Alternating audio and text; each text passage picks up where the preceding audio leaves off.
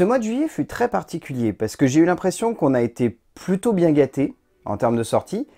Et en même temps, j'ai la sensation très bizarre qu'il n'y a pas eu tant que ça de films hormis ceux qu'on a chroniqués. Mais tout de même, j'ai trouvé quelques longs métrages à rattraper, donc ne perdons pas plus de temps et passons en revue les quelques films qu'on a loupés durant le mois de juillet 2022.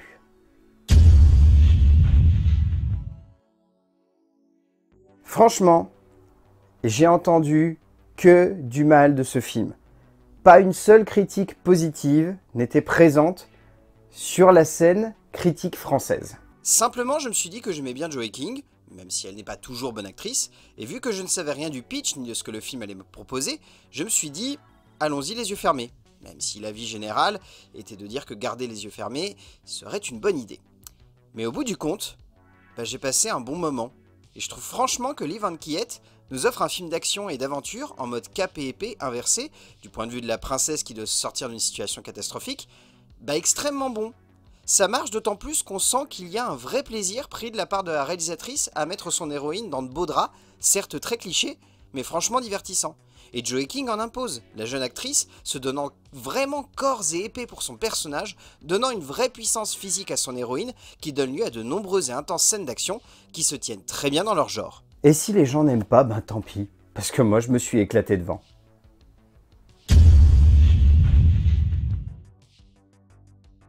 Parfois, il faudrait vraiment que des gens arrêtent de se dire que c'est une bonne idée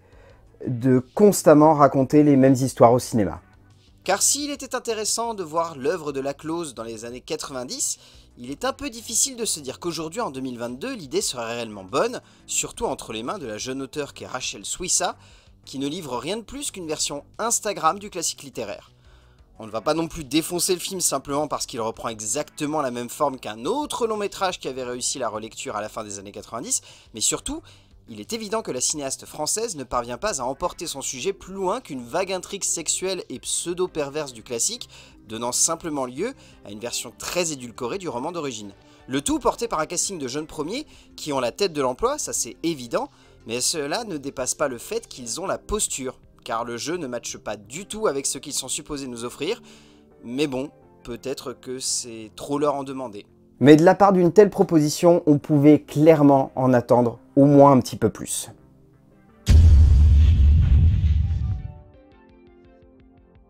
Je n'arrive clairement pas à savoir ce que cherche à faire Olivier Barou entre chaque épisode des Tuches en termes de création audiovisuelle. Car si son précédent métrage intermédiaire, Just Gigolo, pouvait donner l'impression que le cinéaste français savait à peu près ce qu'il voulait, il est évident qu'avec ce nouveau remake, l'auteur se perd un peu, par le biais d'une idée qui aurait pu sonner comme fun et assez cool sur le papier, mais qui ne va pas plus loin que la vague bonne base. Barou se moque un peu de son personnage, ce qui aurait pu fonctionner si le long métrage n'avait pas la fâcheuse tendance d'en faire un peu trop, et donc du coup de nous laisser un peu sur le côté durant une grande majorité des blagues, ce qui est un peu le comble pour une œuvre cherchant à être avant tout drôle et entraînante, ce qui fait que non seulement on s'ennuie un peu, mais en plus, on ne rigole pas autant qu'on le souhaiterait. Et puis, difficile de sauver véritablement le casting car Tarek Boudali, pour ne parler que de lui, ne parvient pas à sortir d'une petite case d'acting dans laquelle il est enfermé depuis un bon moment et cela n'aide vraiment pas à emporter totalement le métrage. Et franchement, cela ne présage absolument rien de bon pour la suite de Barou. Et c'est bien triste.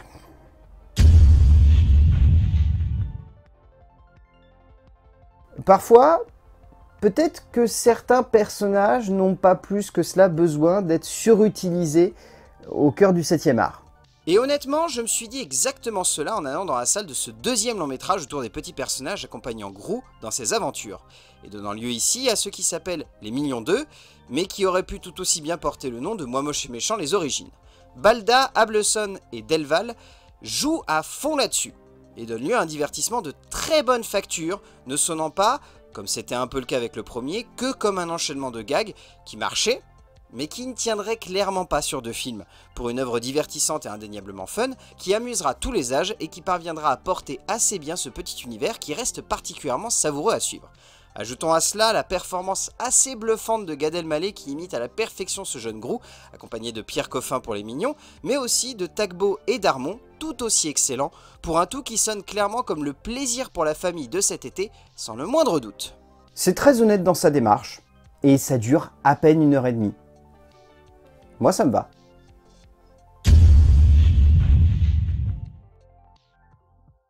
Les polars peuvent parfois sonner comme extrêmement redondants, même entre les mains d'un auteur qui les maîtrise à la perfection. Mais Dominique Moll n'est pas n'importe quel cinéaste, et clairement l'intrigue de son nouveau long métrage, plongée noire et extrêmement réaliste dans la région grenobloise au cœur d'une PJ devant faire face à un meurtre violent et cruel envers une jeune femme, semblait parfaitement s'inscrire dans une envie de renouveler le genre. Le long métrage qui en découle est fascinant, de par la maîtrise visuelle et l'immersion sensible du metteur en scène français, pour un moment de cinéma qui ne cherche pas uniquement à jouer avec la base de cette sombre affaire, ou la plongée hyper réaliste tirée du roman de Guéna, mais un petit quelque chose de plus intense, de plus violent, de plus noir et complexe, autour notamment des féminicides et de la cruauté de ces actes toujours injustifiés. Si le propos féministe d'ailleurs est très maladroitement amené, et perd un peu le spectateur dans l'aspect immersif de l'œuvre, la présence charismatique au possible de Bastien Bouillon apporte également énormément à un moment de cinéma qu'il domine et emporte à la perfection de bout en bout. Pour un polar qui renouvelle clairement le genre avec simplicité et en même temps un peu de radicalité.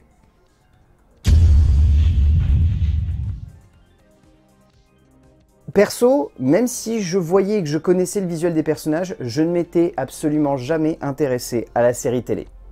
Car je ne suis absolument pas un adepte de ce concept, qui ressemblait un peu trop pour moi aux Simpsons, mais pour le coup je me suis dit, sait-on jamais.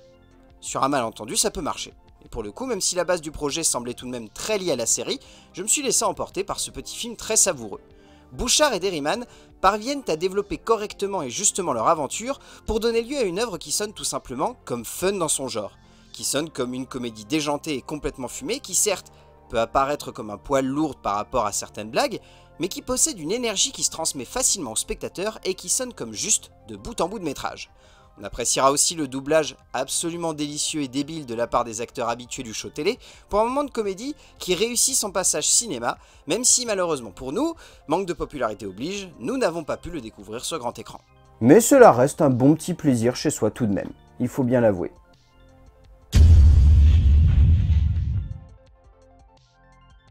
Il y a des moments où je me demande simplement pourquoi j'essaye d'aller voir ces trucs en ayant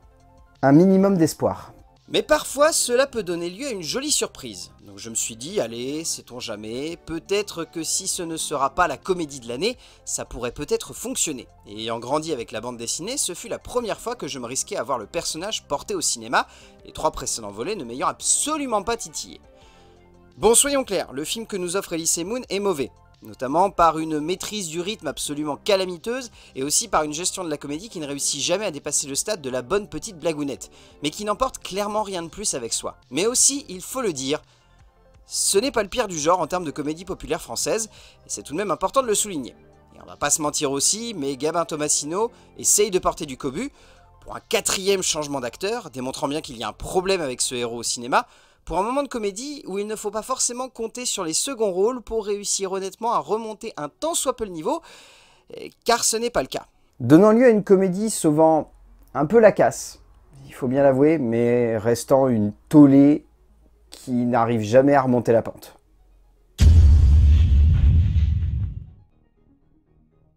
Disons que le premier film passait, mais qu'à aucun moment j'aurais imaginé que quelqu'un puisse se dire « Hey, on peut peut-être continuer les aventures des personnages ». Donc forcément, comme souvent dans ce genre de cas en France, on décide de faire une suite, qui ici prend la forme d'un voyage au Portugal pour nos 2 retraités et un bout de leur famille, qui permet surtout à Fabrice Braque de leur en faire voir de toutes les couleurs aux 4 coins de la région de Sintra. Le tout qui en découle est très lourd, très poussif, souvent à côté de la plaque en termes de comédie, parvenant tout de même à construire et développer quelques instants où l'on pourra lâcher un soufflement de nez ou un petit rire caché. Mais on ne va pas se mentir, pour un film de 1h30, c'est clairement très bas de gamme et on ne rigole pas assez pour dire que le pari fonctionne un minimum. Ajoutez à cela la sensation profonde que Thierry Lhermitte en a marre de jouer et que Michel Larocque est une nouvelle fois en roue libre, et vous avez le cocktail parfait pour la comédie d'été bien à la française qui ne marche pas, où un cinéaste se perd dans une composition burlesque qui laisse clairement sur le banc de touche beaucoup de spectateurs. Mais bon, comme l'a dit un grand homme, c'était sûr en fait. C'était sûr.